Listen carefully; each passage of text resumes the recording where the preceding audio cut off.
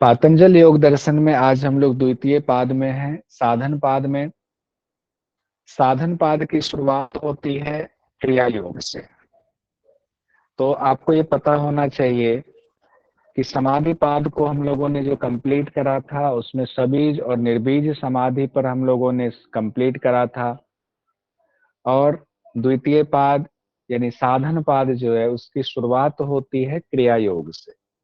क्रिया योग के बारे में कहा गया है, तप स्वाध्याये स्वर प्रणिधानानि क्रिया योग। और अगर इसको तोड़कर पढ़ें तो तप स्वाध्याय ईश्वर प्रणिधानानि क्रिया योग। तप स्वाध्याय ईश्वर प्रणिधानानि क्रिया योग। तो तीन चीजें हो गई, तप, स्वाध्याय और ईश्वर प्रणिधान। ये तीन चीजें हैं इसमें, तप, स्वाध्याय और ईश्वर प्रणिधान। आवाज आ रही है ना? एक बार बता दीजिएगा, मुझे डाउट हो जी सर, आ रही है। रहा है। आ रही है ना? जी ठीक है। सर। तप, स्वाध्याय और ईश्वर प्रणिधान क्रिया योग के अंतर्गत तीन चीजें आती हैं, तप, स्वाध्याय और ईश्वर प्रणिधान। जब भी बोलेंगे तो आप लोग सूत्र को भी बोलते जाएंगे, माइक ऑफ रखते हुए ही। जितना बोलेंगे उतना आपके चित्त में ये चीजें बैठेंगी। तप क्या है, स्वाध्याय क्या है, ईश्वर प्रणिधान क्या है, ये हम लोग आगे भी पढ़ेंगे। जब अष्टांग योग पढ़ेंगे उस दौरान भी आएगा ये नियम में। लेकिन अभी हम लोग क्रिया योग के अंतर्गत पढ़ रहे हैं, तो इससे भी क्वेश्चन आता है कि यम और नियम में दे करके इसमें से कौन सा पार्ट क्रिया योग के अंतर्गत आता है और क्रिया योग तप के यम के अंतर्गत आता है या नियम के अंतर्गत आता है। जब अष्टांग योग में आएंगे तो वो चीजें और क्लियर होंगी। तो तप का अर्थ होता है कि कठिन से कठिन परिस्थिति आपके साथ हो, उसमें भी आप अपने सत्कर्म को ना छोड़ें, अच्छे कर्म को ना छोड़ें, और आप अपने कर्तव्य निर्वाह के लिए सत्कर्म करते जा रहे हैं। कितनी भी कठिन परिस्थितियों में शरीर से, मन से और वचन तीनों से ही शुभ कर्म में लगे रहते हैं, तब वो तप माना जाएगा। या यूं कहें कि अपनी योग्यता के हिसाब से जो आप कर्म करते हैं, उस दौरान आपको चाहे कितना भी कष्ट हो जाए, उसको सहर्ष स्वीकार करते हुए जब आप आगे बढ़ते हैं तो वही तप है। स्वाध्याय में है मोक्ष के स्वरूप और साधन को बताने वाले शास्त्रों को पढ़ना और उसका पालन करना स्वाध्याय है। स्वाध्याय के अंतर्गत ये भी आता है कि आप अपने व्यवहार का भी अध्ययन करते हैं, उसको भी देखते हैं कि पीछे हमने कौन सा ऐसा हमारा व्यवहार रहा जो ठीक नहीं था, जो शास्त्रगत नहीं था, उसको भी हम जब करेक्ट करते हैं, सुधार करते हैं, वो भी स्वाध्याय के अंतर्गत आता है। तो स्वाध्याय में आपका ऐसे शास्त्रों को पढ़ना जो कि आपको मोक्ष के स्वरूप और उसके साधन को यानी सत्कर्म को बताता है, उसका पालन कैसे करना है, ये चीजें स्वाध्याय में आ जाएंगी। यानी ऐसे शास्त्र जिनसे आपके अपने कर्तव्य और अकर्तव्य का बोध पता चलता है।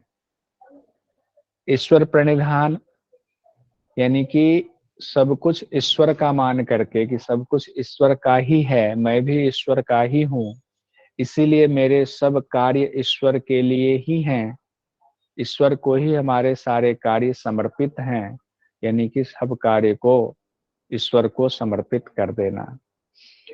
अब इसमें बहुत सारे लोग इस तरह से भी बखान कर देंगे, तो क्या मर्डर करने वाला भी ईश्वर को मानकर मर्डर कर दे तो माना जाएगा? नहीं। जो ईश्वर को मानेगा वो गलत कार्य करेगा ही नहीं। वो हमेशा जब मानेगा कि ईश्वर हमारे साथ है, मैं ईश्वर का हूं, तो उसके द्वारा हमेशा सत्कर्म ही होगा, कर्तव्य कर्म ही होगा। इसीलिए ईश्वर प्रणिधान में कोई भी निगेटिव या अकर्तव्य वाली बात नहीं आती है। तो तप, स्वाध्याय, ईश्वर प्रणिधान जो क्रिया योग है, ये जो आगे अष्टांग योग में दूसरा पार्ट नियम है, उसके तीन अंग जो अंतिम वाले हैं उसके अंतर्गत आता है। तो तप, स्वाध्याय, ईश्वर प्रणिधान का अभ्यास करना ही क्रिया योग कहा गया है साधन पाद में, पातंजल योग दर्शन में। और जब हम क्रिया योग का अभ्यास करते हैं तो उससे क्या फल मिलता है, इसकी चर्चा दूसरे सूत्र में की गई है। महर्षि पतंजलि कहते हैं समाधि भावनार्थ क्लेश तनु करनार्थश्च। समाधि भावनार्थ क्लेश तनु करनार्थश्च। तो दो हो गया, एक तो समाधि भावनार्थ और एक क्लेश तनु करना। तो क्लेश तनु हो जाता है, समाधि की भावना आ जाती है। यानी समाधि की दिशा में जब आप आगे बढ़ रहे हैं तो समाधि की सिद्धि में क्रिया योग आपके लिए सहायक होता है।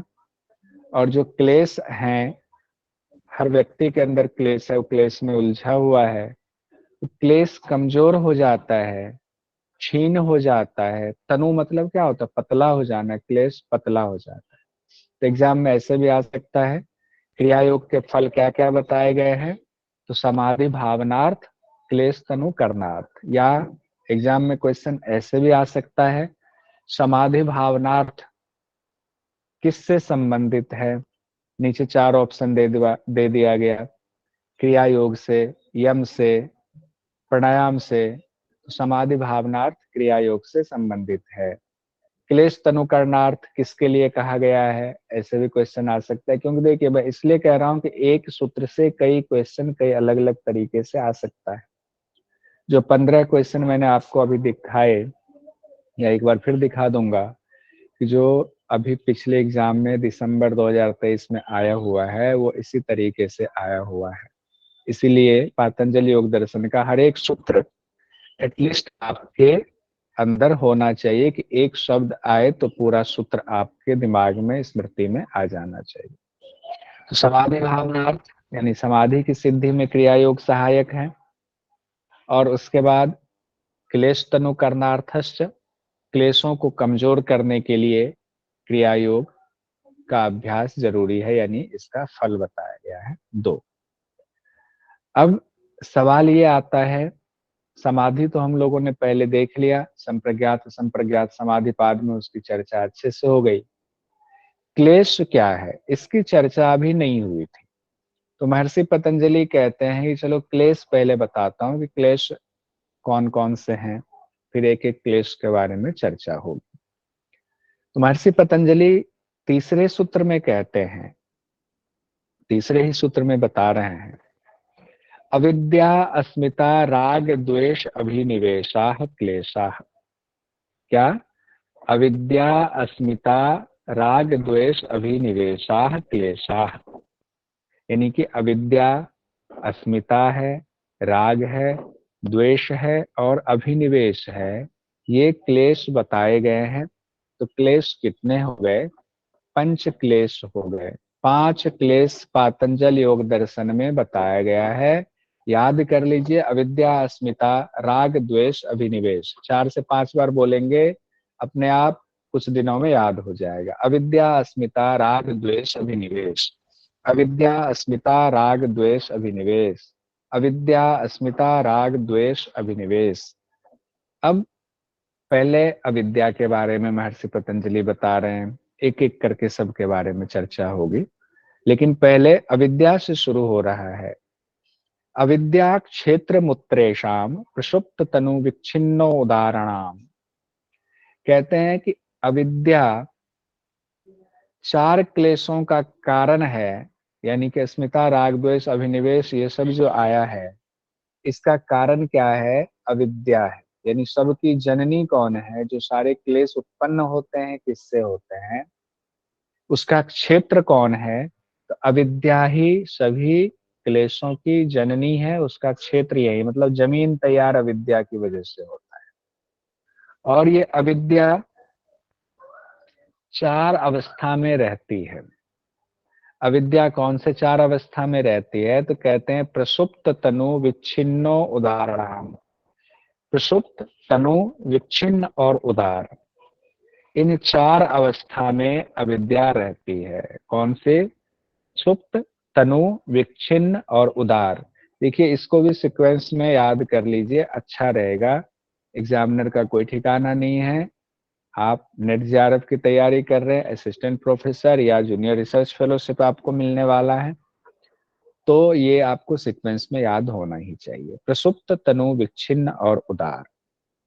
अविद्या क्या है? अविद्या है ऐसा ज्ञान जो सच नहीं है, जो मिथ्या है, वो ज्ञान अविद्या है। और इस मिथ्या ज्ञान की वजह से ही क्लेश उत्पन्न होता है। और अविद्या, ये चार यानी जो क्लेश है, ये कितनी अवस्थाओं में होती हैं? चार अवस्थाओं में होती है। हर व्यक्ति के अंदर क्लेश चार अवस्थाओं में होती है। कौन कौन सी अवस्था है? प्रसुप्त, तनु, विच्छिन्न और उदार। प्रसुप्त क्या है? चित्त में क्लेशों का जो बीज रूप में रहता, यानी सुषुप्ता अवस्था में अगर है वो क्लेश, वो कभी भी उभर सकता है। जब भी उसको मौका मिलेगा वो उभर जाएगा।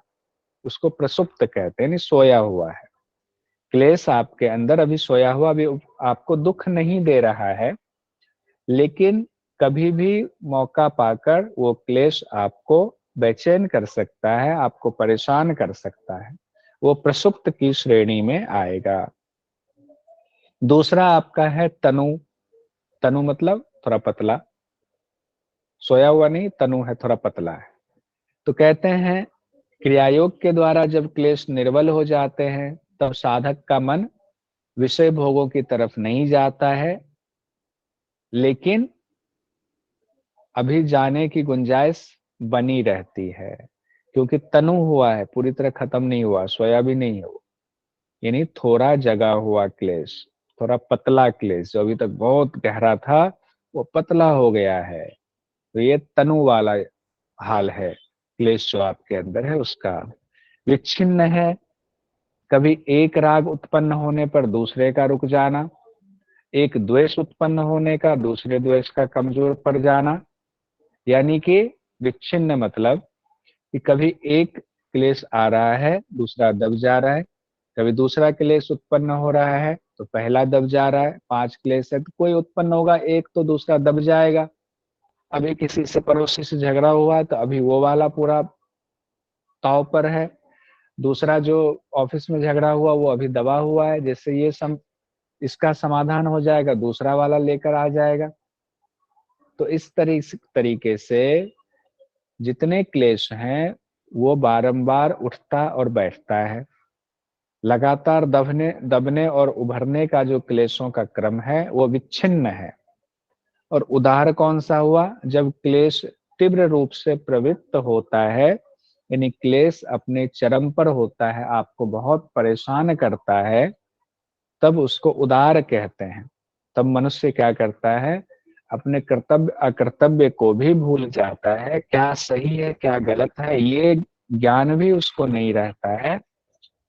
इस स्थिति वाले मनुष्य में ये मानना चाहिए हमें कि उसका क्लेश उदार अवस्था में है। तो क्लेश चार अवस्था में देख लिया हमने। अब उसके बाद हम स्वरूप जानते हैं एक एक क्लेश का। कौन से क्लेश का स्वरूप पहले है? तो पहले अविद्या का स्वरूप है। कहते हैं अनित्या शुचि दुखानात्मसु नित्य शुचि सुखात्म ख्यातिर विद्या। तो इसमें कितनी चीजें हो गई?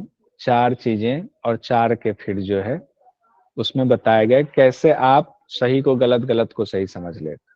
कहा गया अनित्य, असुचि, दुख और अनात्मा। अनित्य समझ लेना किसको? नित्य को। असुचि समझ लेना किसको? सुचि को। दुख समझ लेना किसको? सुख को। अनात्मा समझ लेना किसको? आत्म भाव को। तो अनित्य सूची, दुख, आत्मनासु यानी अनात्मा। अनित्य सूची सुखात्म ख्यातिर विद्या, यानी अनित्य को नित्य समझ लेना। ये संसार अनित्य है, ये शरीर अनित्य है। अनित्य मतलब जो नित्य नहीं, एक जैसा ना हो। बचपन में हम छोटे थे, दांत नहीं आए हुए थे, अब दांत हो गया तो वो तो नित्य नहीं हुआ। नित्य होता तो जैसा एक जैसा होता वैसा ही हमेशा रहता, वो नहीं है। लेकिन हम इस शरीर को, इस प्रकृति को, इस रुपया पैसा को, सबको नित्य मानने लग जाते हैं। तो इसका मतलब है हमें अविद्या हमारे अंदर है। हमारे अंदर ज्ञान जो है वो अविद्या वाला ज्ञान है, सत्य ज्ञान नहीं है। इसीलिए हम अनित्य को नित्य मान लेते हैं। असुचि अपवित्र को पवित्र मान लेते हैं। ये शरीर अपवित्र है, इसमें गंदगी का ढेर है, रोज इसमें से गंदगी निकलती रहती। अगर 2 दिन 4 दिन ना नहाए आप, शरीर में बदबू आने लगती। लेकिन इसको हम बड़ा पवित्र मान लेते हैं, इतना इससे राग हो जाता है कि हमारा ही शरीर, हमारा ही सब कुछ। अपवित्र को पवित्र मान लेते हैं। जो दुख रूप है, ये सृष्टि दुख रूप है, ये प्रकृति दुख रूप है, इसको हम सुख रूप मानते हैं। क्यों? क्योंकि अविद्या है। अनात्मा अलग अलग रूप में समझाया गया है। अनात्मा, ये प्रकृति जो है अनात्मा है, इसमें हमने आत्म भाव कर लिया, हम आत्मा के असली स्वरूप को भूल गए। सब किस वजह से होता है? अविद्या की वजह से होता है। तो ये अविद्या का स्वरूप है। जब ऐसा हो जाए तो आप समझे अविद्या हावी है, और हम सब पर अविद्या हावी है। यानी अनित्य को नित्य समझ लेना, अपवित्र को पवित्र समझ लेना, दुख को सुख समझ लेना, और अनात्मा को आत्मा समझ लेना। ये क्या है? अविद्या का स्वरूप है। अब है अस्मिता का स्वरूप। दूसरा क्लेश क्या है? अविद्या के बाद अविद्या अस्मिता। अस्मिता, अस्मिता के बारे में महर्षि पतंजलि कहते हैं, दृग दर्शन शक्तयो एकात्मता इव अस्मिता। तो इसमें 2 चीजें आ गई, दृक् दर्शन शक्तयो। दृक् शक्ति और दर्शन शक्ति, इन दोनों में एकात्मता इव अस्मिता। इन दोनों में एकात्मता समझ लेना, दोनों को एक जैसा समझ लेना, एक स्वरूप समझ लेना, जबकि दोनों भिन्न भिन्न है। दृक् शक्ति क्या है, दर्शन शक्ति क्या है? यहाँ से एग्जाम में बहुत क्वेश्चन आता है। दृक् दर्शन शक्तयो, तो देखिए दृक् शक्ति, अब आपसे एग्जाम में पूछ दिया जाएगा निम्न में से दृक् शक्ति कौन सा है? तो दृक् शक्ति आत्मा यानी दृष्टा को कहा गया है, दर्शन शक्ति यानी बुद्धि को कहा गया है। दृक् शक्ति, दर्शन शक्ति, ठीक है। एक चेतन है, एक जड़ है। एक चेतन, एक जड़। आत्मा चेतन है, प्रकृति जड़ है। तो बुद्धि क्या है? प्रकृति का अंग है, तो बुद्धि जड़ होगा। आत्मा यानी दृष्टा, ये हमेशा चेतन ही होगा। तो दृष्टा और दृश्य, ये भी कई बार आता है, दृष्टा और दृश्य। अब देखिए दोनों भिन्न है, आत्मा अलग है, प्रकृति अलग है, लेकिन क्या होता है, दोनों को एक समझ लेना। हम ये मान लेते हैं कि दोनों का स्वरूप एक जैसा है, यही अस्मिता है। तो आपके उसमें आ सकता है एग्जाम में कि अस्मिता का स्वरूप क्या है, तो आप ये कहेंगे दृक् शक्ति और दर्शन शक्ति को, जो कि अलग अलग है, बावजूद इसके उसको एक समझ लेना, यही अस्मिता है। उसके बाद आगे है 7वें नंबर के सूत्र में महर्षि पतंजलि कहते हैं, सुखान स्वई राग। एक बार भोगे गए सुख को बार बार भोगने की जो इच्छा होती है, आसक्ति होती है, तृष्णा होती है, वही राग है। यानी सुखान स्वई राग। एक बार सुख भोग लिया, अब एक बार और ये खाते रसगुल्ला, बड़ा अच्छा लगा था, तो उस रसगुल्ला के प्रति जो आसक्ति हुई, तृष्णा हुई, वो राग हो गया। या किसी व्यक्ति से भी राग हो जाता है। हाँ, किन्हीं ने हैंड रेज किया हुआ है, किनका है? मंजू जी का। मंजू जी बताएं, कुछ कहना चाह रहे हैं? गलती से हो गया हाथ लग गया। हाँ, अच्छा कोई बात नहीं। तो किसी व्यक्ति से भी राग हो जाता है, हमारे बच्चों से हमारा राग होता है, किसी से मिले, उसकी बातें अच्छी लगी, फिर से मिलने की इच्छा होती है कि बहुत अच्छा बोलते हैं वो, उनसे राग हो जाता है। तो वो भी आपको बंधन में बांधने वाला होता है कि एक बार कोई सुख मिला, उसके प्रति आसक्ति, उसके प्रति सुख की अनुभूति, वो राग है। 8वें नंबर पर कहा गया सूत्र में, दुखानुशयी द्वेषः। दुखानुशयी द्वेषः, किसी से मिले, उससे झगड़ा हो गया तो दुख हुआ, तो क्या होगा? गुस्सा और मनमुटाव पैदा होगा। तो वही द्वेष है उसके प्रति। किसी से दुख मिला और दुख के परिणाम स्वरूप जो गुस्सा और मनमुटाव पैदा हुआ, वो द्वेष है। तो दुख मिलने के बाद द्वेष उत्पन्न होता है। तो हमें दोनों चीजों से बचकर रहना चाहिए। सुख में भी प्रतीति नहीं करनी है और दुख में भी हमें गुस्सा और मनमुटाव नहीं रखना है, द्वेष नहीं करना है। लेकिन कहा गया यहाँ पर द्वेष क्या है? दुख मिलने के बाद जो स्थिति बनती है वे द्वेष कहे गए हैं। अब अभिनिवेश क्या है? पांचवा क्लेश अभिनिवेश है। कहते हैं स्वरस्वाही विदुषो अपि तथा रूढ़ो अभिनिवेशः। स्वरस्वाही विदुषो अपि तथा रूढ़ो अभिनिवेशः। जो परंपरा से चला आ रहा है, विद्वान और मूढ़ में भी जो विद्यमान है और जिससे वे सब डरते हैं, वही अभिनिवेश है। स्वरस्वाही परंपरा से चला एकदम चला आ रहा है। और विदुषो अपि विद्वान भी और मूर्ख भी, तथा रूढ़ो जो मूढ़ हैं वे भी, दोनों के अंदर ही विद्यमान है। दोनों को डर होता है, यानी मृत्यु का भय सबके अंदर है, विद्वान में भी मूढ़ में भी। यही अभिनिवेश है। अब आप कह सकते विद्वान में मृत्यु का भय क्यों है? तो विद्वान का मतलब आत्मदर्शी हो ये जरूरी नहीं। विद्वान मतलब बहुत पढ़ा लिखा है, शास्त्र का ज्ञान को ही विद्वान जनरली कहा गया है। आत्मदर्शी हो गया फिर तो उसको अभिनिवेश का डर काहे का होगा? फिर तो उसको जब तत्व का ज्ञान हो गया तो अभिनिवेश का डर नहीं होगा। लेकिन यहाँ विदुषो अपि मतलब विद्वान के बारे में कहा गया जिनको हम लोग शास्त्रज्ञ कहते हैं, शास्त्र में बड़े विद्वान है। लेकिन जरूरी नहीं है कि सोच शास्त्र में बहुत विद्वान है, वेदों का बहुत ज्ञान है, वो आत्मदर्शी भी हो तत्वदर्शी भी हो, जरूरी नहीं। तो अभिनिवेश किस किस में होता है? विद्वान और मूढ़ दोनों में विद्यमान होता है। पांचों क्लेश हम लोगों ने देख लिया। इसको एक बार रिवाइज कर लेते हैं। हम लोग साधन पाद में है। पहले हमने क्या देखा? क्रिया योग, तब स्वाध्याय ईश्वर प्रणिधान। क्रिया योग से क्या होता है? दो चीजें हैं, समाधि भावनार्थ, क्लेश तनु करनार्थ हमने देख लिया, यानी क्रिया योग का फल हुआ समाधि भावनार्थ और क्लेश तनु करनार्थ। क्लेश पतला हो जाता है क्रिया योग से, समाधि की सिद्धि में सहायक होता है। उसके बाद महर्षि पतंजलि ने कहा चलो क्लेश तनु होगा, लेकिन क्लेश क्या है ये जान लो। तो महर्षि पतंजलि ने 5 क्लेश बताए, अविद्या, अस्मिता, राग, द्वेष, अभिनिवेश। फिर उन्होंने कहा कि क्लेश के बारे में जान लो, तो सभी क्लेशों की जननी अविद्या को कहा गया है। और क्षेत्र कौन सा हुआ? अविद्या। अविद्या रूपी जमीन में ही बाकी क्लेश उत्पन्न हुए, वही जड़ है। उसके बाद क्या कहा गया?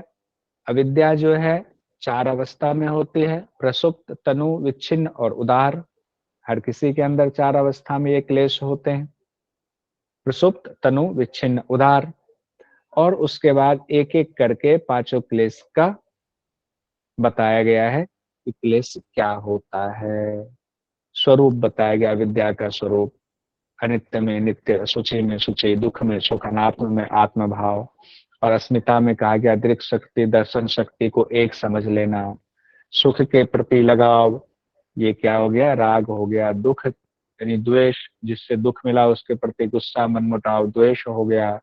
और जो सब में चला आ रहा है, विद्वानों में मूढ़ों में भी, वो मृत्यु का भय, अभिनिवेश।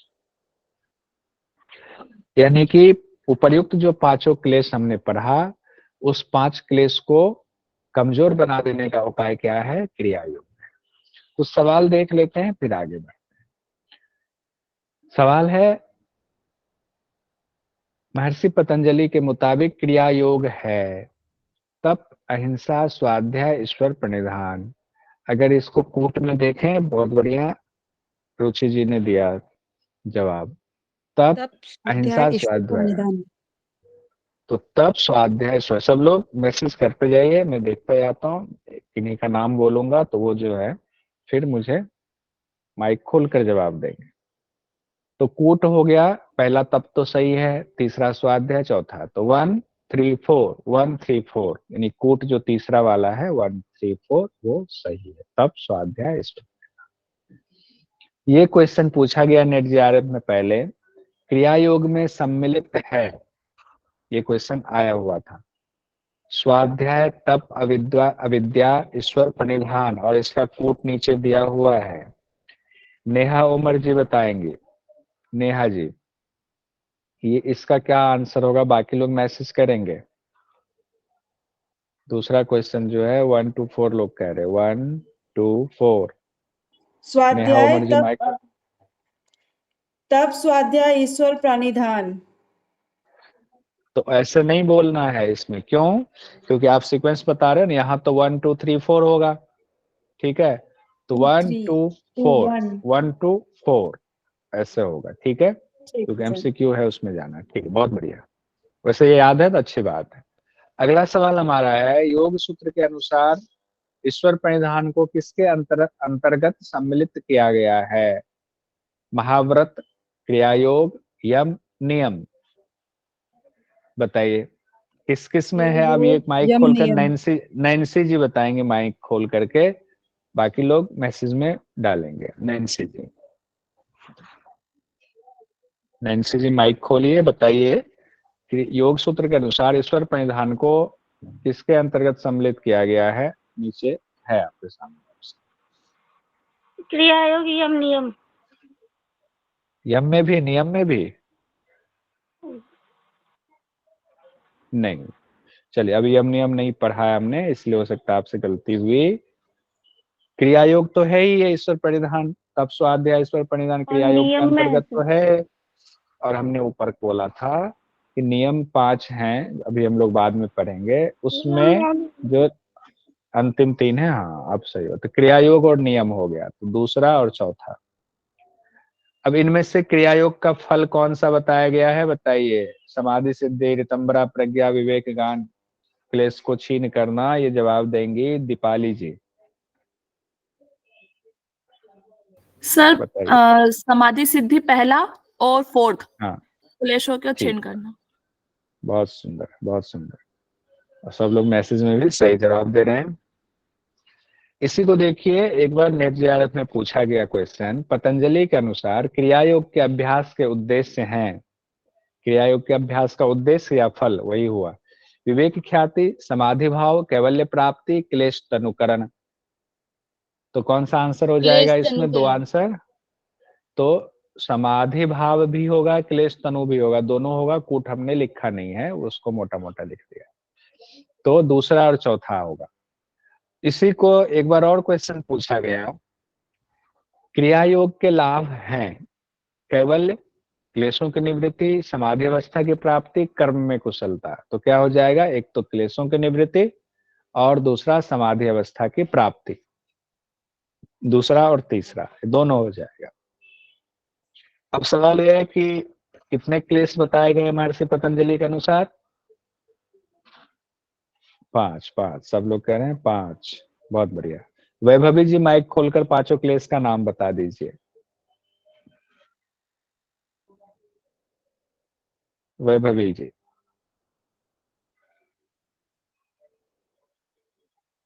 वैभवी जी।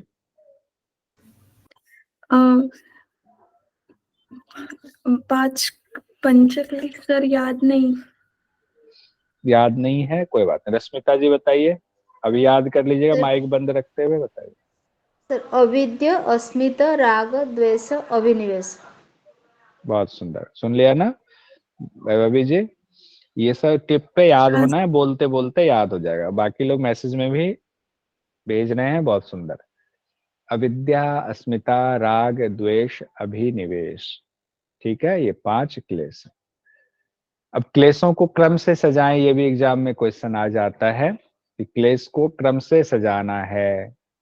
तो आपके सामने नीचे दिया हुआ है अविद्या, राग, अभिनिवेश, अस्मिता, द्वेष। तो ये उल्टा सीधा दिया हुआ है, इसको क्रम से जब सजाएंगे तो बताइए, गिरीश जी बता दीजिए इसका सही क्रम क्या होगा। कूट में नीचे जो है वो कौन सा एक सही चार होगा? दो पांच तीन, अविद्या, अस्मिता, राग, द्वेष, अभिनिवेश। अभिनिवेश, बहुत सुंदर, बहुत सुंदर, बहुत बढ़िया। बाकी लोग मैसेज में सही भेज रहे हैं, अच्छा है।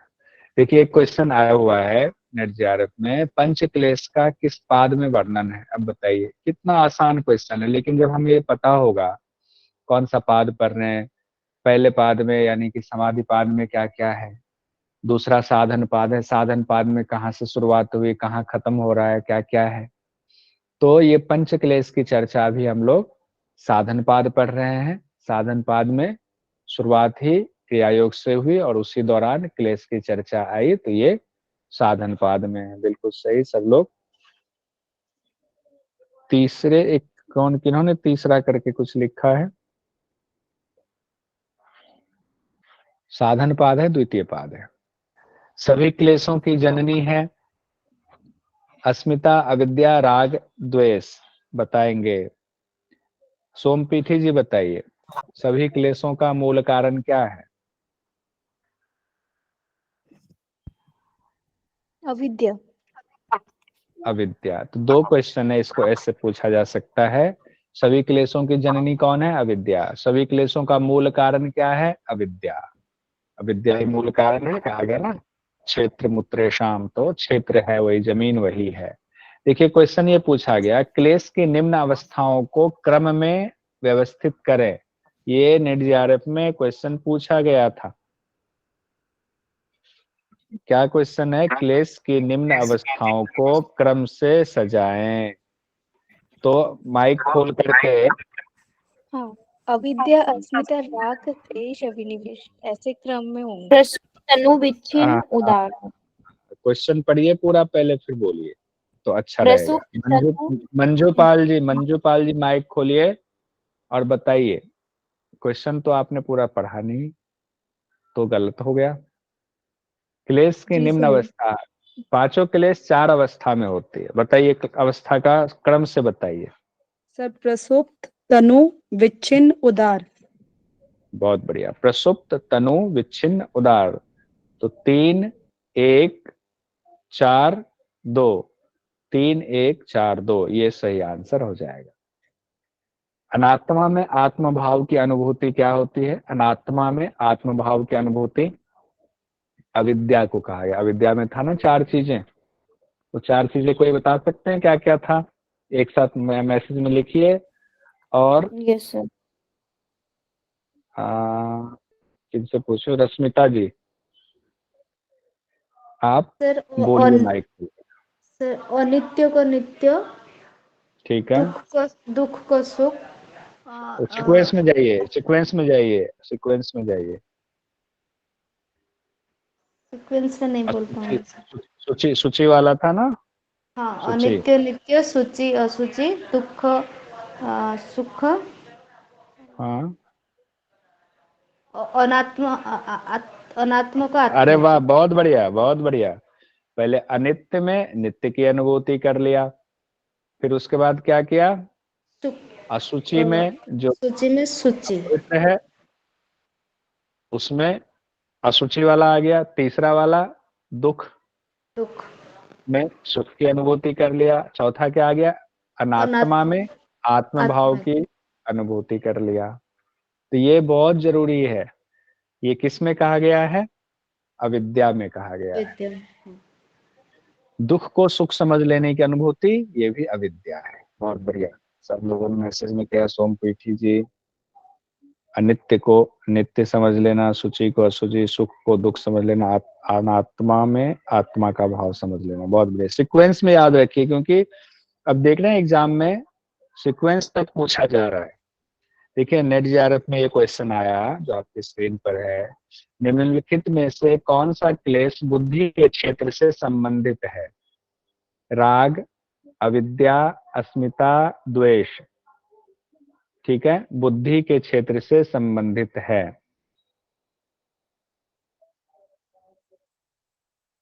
राग, अविद्या, अस्मिता, राग, द्वेष। बताइए। अस्मिता। 2 होगा ना आंसर इसमें? सर अविद्या और अस्मिता। अविद्या और अस्मिता। अविद्या और अस्मिता। अविद्या और अस्मिता। दीपाली जी, रुचि जी, नैन्सी जी, सोनपीठी जी। ठीक है, अब आते हैं बुद्धि के क्षेत्र से संबंध। देखिए बुद्धि के क्षेत्र की बात आ रही है। बुद्धि सबसे पहला तत्व है ना। अब आप कहेंगे ना, अब इसका थोड़ा सा बताए तो राग द्वेष क्यों नहीं होगा? कहेंगे ये भी तो राग द्वेष है। नहीं, राग द्वेष तो बाद की बात आती है। पहला क्या है, जब सतरज तम से आत्मा का संपर्क हुआ तो पहला तत्व बुद्धि आया, इसीलिए सबसे नजदीक जो है वहीं पर अविद्या आ गई। उसी अविद्या की वजह से संपर्क हुआ, तो वहीं से शुरुआत है, नीचे की चीजें तो बाद में आएंगी। अस्मिता नुगत समाधि भी हम लोगों ने पढ़ा हुआ है, तो अस्मिता भी वहीं से आएगा। यानी कि अस्मिता में क्या कहा गया था, दृक् शक्ति दर्शन शक्ति जबकि अलग अलग है, उसको एक साथ समझ लेना। ये बुद्धि के क्षेत्र से संबंधित है, ठीक है। राग द्वेष तो शरीर से भी जुड़ा हो सकता है, राग भी द्वेष भी। अविद्या अस्मिता सिर्फ बुद्धि से संबंधित है, इस वजह से ये आंसर सही है। अगला क्वेश्चन, जीवन के प्रति आसक्ति अथवा मृत्यु का भाव निम्नलिखित में से किन में निहित होता है? सभी मानवों में, केवल प्रज्ञावान व्यक्तियों में, केवल अज्ञानी व्यक्तियों में, केवल पशुओं में? ये क्वेश्चन पूछा गया था, बताइए किस किस में होगा? सभी मानव में, केवल प्रज्ञावान व्यक्तियों में, केवल अज्ञानी व्यक्तियों में, सभी केवल मानव में। सभी मानव। सभी मानव में होता है। सामान्य बात हो रही है। प्रज्ञावान व्यक्तियों में तो होगा ही नहीं, प्रज्ञा बुद्धि जो है बहुत उच्च स्तर की हो जाएगी, तो आसक्ति नहीं होगा, मृत्यु का भाव हो सकता है कि हो। आइए अगला सवाल है, प्रतिप्रसव क्रिया से क्या होता है? अभी हम लोगों ने ये पढ़ा नहीं है प्रतिप्रसव वाला, इसीलिए जो है प्रतिप्रसव वाला अभी रहने दीजिए, इसको आगे बढ़ते हैं। प्रतिप्रसव वाला अब आएगा। अब आगे हम लोग बढ़ते हैं। 53 हो रहे, समय है, कुछ हो जाना चाहिए। अब अभी तक हम लोगों ने पढ़ा कि पांचों क्लेश है उसको छीन किया गया क्रिया योग के द्वारा, उसको तनु किया गया क्रिया योग के द्वारा। अब जो बचा हुआ क्लेश है, जो तनु हो चुका है, उसको कैसे खत्म किया जाए, कैसे उसको और जो है हम सुला दें, खत्म कर दें, ताकि हमारा क्लेश खत्म हो। तो कहते हैं महर्षि पतंजलि, ते प्रति प्रसव हेया सूक्ष्मा, यानी कि प्रति प्रसव के द्वारा उन क्लेशों को नष्ट किया जा सकता है, सूक्ष्म किया जा सकता है। अब आप कहेंगे प्रतिप्रसव क्या है? प्रतिप्रसव है, हम लोगों ने प्रसव शब्द को बहुत सुना हुआ है। प्रसव का अर्थ होता है जन्म लेना, किसी चीज का उत्पन्न होना प्रसव है। कहते हैं प्रसव वेदना। जब हमारा जन्म होता है या जन्म हुआ, तो माता के गर्भ से हम उत्पन्न हुए, माता को वेदना होती है, तो माता को कहते हैं प्रसव वेदना। और जन्म जब माता देती है तो कहते हैं प्रसव, प्रसव काल। तो प्रसव का उल्टा हो गया प्रति प्रसव। अब यहाँ माता के जन्म से या बच्चे के जन्म लेने से तो नहीं है, यहाँ किससे है? तो वो है अविद्या की बात आ रही है, अस्मिता की, राग द्वेष अभिनिवेश की बात आ रही है। तो कहते हैं प्रति प्रसव के द्वारा। और वो भी ये सारी चीजें कहाँ से आई? जब सृष्टि की रचना हुई। सृष्टि की रचना कैसे हुई? सतरज स्तंभ में आत्मा आया, उससे बुद्धि आई, बुद्धि से अहंकार आया, अहंकार से एकादश इंद्रिय पंच तन्मात्रा आया, और उससे पंच तन्मात्रा से पंच महाभूत आया। तो ये तो ऊपर से नीचे क्रम है, जो उत्पन्न हो गई पूरी सृष्टि हमें दिखने लगी, ये प्रसव हुआ। और जब इसका उल्टा क्रम कर दें, प्रति प्रसव करेंगे, तो पहले क्या होगा? स्थूल पे समाधि करके सूक्ष्म में ले गए, फिर सूक्ष्म से और सूक्ष्म तर में जाएंगे, फिर सूक्ष्म तर में जाएंगे, तो हम सबको एक दूसरे में विलीन करते जाएंगे, तो अहंकार तक पहुंचेंगे। अहंकार किस में विलीन हो जाएगा? बुद्धि में विलीन हो जाएगा। और बुद्धि किस में विलीन हो जाएगा? अपने कारण में विलीन हो जाएगा, सतरज स्तंभ में। और त्रिगुणातीत हो जाएगा। जब सतरज स्तंभ भी अपने कारण में विलीन हो जाएगा, मूल प्रकृति में विलीन हो जाएगा, तो क्या होगा? अविद्या का नाश हो जाएगा। और अविद्या का नाश हो गया तो प्रकृति पुरुष का अलग अलग ज्ञान होकर के हम मुक्त हो गए। इसी को प्रति प्रसव हेया सूक्ष्मा कहा गया है। क्योंकि ऊपर कहा गया ना, दृक् शक्ति दर्शन शक्ति को एक समझ लेना, तो दृक् शक्ति दर्शन शक्ति तो अलग है, तो प्रति प्रसव के द्वारा उसको सूक्ष्म कर देंगे। आगे महर्षि पतंजलि कहते हैं किस उपाय से क्लेशों को और क्षीण किया जाए। तो एक उपाय तो आपके क्रिया योग वाला हो गया, तनु किया, प्रतिप्रसव के द्वारा उसको क्षीण करना है। और उपाय क्या कहा गया, क्या और उपाय भी है इन क्लेशों को खत्म करने का? कहते हैं ध्यान हेयाः तद वृत्तयः, ध्यान हेयाः तद वृत्तयः। तो पहला हो गया ध्यान हेयाः तद वृत्तयः। तो ध्यान द्वारा भी ये क्लेशों की जो स्थूल वृत्तियां है ये त्यागने योग्य है।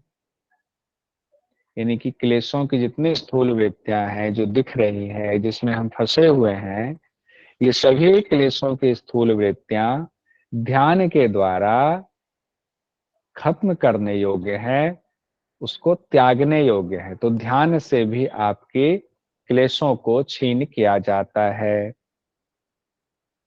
अब इसमें देखिए मैंने लिखा हुआ है, व्यास भाष्य में इसकी व्याख्या ऐसे दी गई है कि क्रियायोग से छीन किए गए क्लेशों की स्थूल वृत्तियों को विवेक ख्याति के द्वारा त्यागने योग्य है। यानी कि क्रियायोग से तनु हुआ था, यानी स्थूल वृत्तियां बची हुई थी, तो उसको विवेक ख्याति से त्यागेंगे। तो विवेक ख्याति के लिए ध्यान हेया शब्द का इस्तेमाल किया गया है। अगर एग्जाम में कभी ध्यान हेया की जगह विवेक ख्याति आ जाए तो परेशान नहीं होंगे, क्योंकि व्यास भाष्य में ऐसा कहा गया है। तो व्यास भाष्य का कई बार एग्जाम में आ जाता है। अब आगे अगले सूत्र में महर्षि पतंजलि कहते हैं, आखिर क्लेश हमें किस तरह परेशान करता है। कहते हैं क्लेश मूलः कर्माशयो दृष्टा दृष्ट जन्म वेदनीय। यहाँ ये वाला कल करेंगे, इसको आज रहने देते हैं, आज इतना ही देखते हैं, इसी को एक बार देख लेते हैं। और कि हम लोगों ने क्रियायोग देखा, क्रियायोग से क्लेश तनु हुआ, फिर हम लोगों ने प्रतिप्रसव देखा, प्रतिप्रसव से उसको छीन किया, फिर हम लोगों ने देखा ध्यान हेया तद्वृत्तियां, ध्यान के द्वारा भी उनकी स्थूल वृत्तियों को त्यागने योग्य है। तो तीन चीजें देख ली हम लोगों ने, इसको कहीं नोट कर लीजिएगा।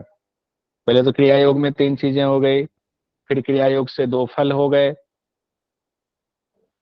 समाधि सिद्धि क्लेश तनु करनार्थ, फिर क्लेश 5 बताए गए हैं, उन पांचों क्लेश में अविद्या को बताया गया है कि सबकी जननी है। फिर बताया गया सभी क्लेश 4 अवस्था में रहती है, प्रसुप्त तनु विच्छिन्न उदार। फिर सबका एक एक करके बताया कि क्या स्वरूप है पांचों का। उसके बाद कहा गया इन क्लेशों को और कैसे खत्म करेंगे, प्रतिप्रसव के द्वारा, ध्यान के द्वारा, ऊपर क्रिया योग बताया ही गया था। तो इस तरह से जब हम आंखें बंद करके इन चीजों को सहजता से देखेंगे तो हमें आसानी से याद हो जाएगा। तो कई बार बस आंखें बंद करके, अभी मैं करा ही देता हूँ एक बार ताकि आपको बाद के लिए अभ्यास हो। अभी सब लोग जो जहां जिस अवस्था में है, अगर कर सकते तो आंखें बंद करके बैठ जाइए, बिल्कुल आंखें बंद कर लीजिए, एकदम ध्यान ले जाएं कि आज जो हम लोगों ने पढ़ा है उस पर ध्यान ले जाते हैं। आज हमने साधन पाद पातंजलि योग दर्शन का द्वितीय पाद पढ़ा है, आंखें बंद बस सुनते जाइए। एक तरह से आप प्रत्याहार के बाद धारणा कर रहे हैं, ये मान लीजिए। आज हम लोगों ने साधन पाद में पढ़ा क्रिया योग, क्रिया योग से साधन पाद की शुरुआत हुई है, जिसमें 3 चीजें बताई गई हैं, तप, स्वाध्याय और ईश्वर प्रणिधान। तप, स्वाध्याय, ईश्वर प्रणिधान, ये क्रिया योग है। इसके फल क्या बताए गए हैं, यानी क्रिया योग के फल क्या बताए गए हैं, क्या उद्देश्य है, क्यों क्रिया योग करते हैं। तो 2 उद्देश्य, 2 फल हैं, एक समाधि भावनार्थ, दूसरा क्लेश तनु करनार्थ।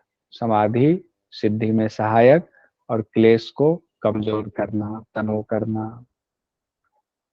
क्लेश कौन कौन से हैं, तो 5 क्लेश हमने पढ़ा, अविद्या, अस्मिता, राग, द्वेष, अभिनिवेश, ये 5 क्लेश हैं। इसमें भी पांचों क्लेश की जननी अविद्या है। अविद्या की वजह से ही क्लेश उत्पन्न होते हैं, और सभी क्लेश 4 अवस्थाओं में हमारे अंदर मौजूद है। कुछ क्लेश प्रसुप्त, कुछ तनु, कुछ विच्छिन्न, कुछ उदार, या हर व्यक्ति के अंदर अलग अलग अवस्था हो सकती है। तो क्लेश 4 अवस्था में रहती है, प्रसुप्त, तनु, विच्छिन्न और उदार। अविद्या का स्वरूप हमने देखा, अनित्य में नित्य, अपवित्र में पवित्र, दुख में सुख की अनुभूति, अनात्मा में आत्म भाव की अनुभूति। फिर हम लोगों ने अस्मिता का स्वरूप देखा, दृक् शक्ति, दर्शन शक्ति, यानी कि प्रकृति और पुरुष दोनों अलग है लेकिन हम एक मान लेते हैं, एक भाव कर लेते हैं, यही अस्मिता है। दृक् शक्ति, दर्शन शक्ति को एक मानना। सुख की अनुभूति किसी चीज के प्रति, वही राग है। दुख की वजह से दुख की अनुभूति, वही द्वेष है, उससे द्वेष उत्पन्न होता है। और अभिनिवेश 5वां क्लेश है। हमने देखा कि मृत्यु का भय ही अभिनिवेश है। विद्वानों में भी होता है और मूर्खों में भी होता है, और ये निरंतर चला आ रहा है। फिर हम लोगों ने देखा कि इन क्लेशों को पहले तो क्रियायोग से तनु किया, फिर प्रति प्रसव के द्वारा और सूक्ष्म कर दिया। नष्ट करना है तो प्रति प्रसव करना है। और एक उपाय हमने देखा, ध्यान के द्वारा इनकी वृत्तियों को हम नष्ट कर सकते हैं, इनकी वृत्तियों को त्याग सकते हैं, क्लेशों की वृत्तियों को। तो 3 प्रति प्रसव, ध्यान और क्रियायोग हमने पढ़ा है। आगे हम पढ़ेंगे अगली क्लास में कि क्लेश है तो इससे हमें परेशानी क्या है, क्यों क्लेश हमारे लिए, क्यों इसको खत्म करने की बात करते हैं, किस तरह ये बाधक है। अगली क्लास में हम ये पढ़ेंगे। अब धीरे से आंख खोल ले, आराम से भगवान का नाम लें। तो इस तरह से अगर हम ध्यान करके चिंतन के मनन करेंगे तो चीजें कभी नहीं भूलेंगे। सर्वे भवन्तु सुखिनः, सर्वे सन्तु निरामया, सर्वे भद्राणि पश्यन्तु, मा कश्चित् दुःखभाग् भवेत्। ॐ शान्ति शान्ति शान्तिः।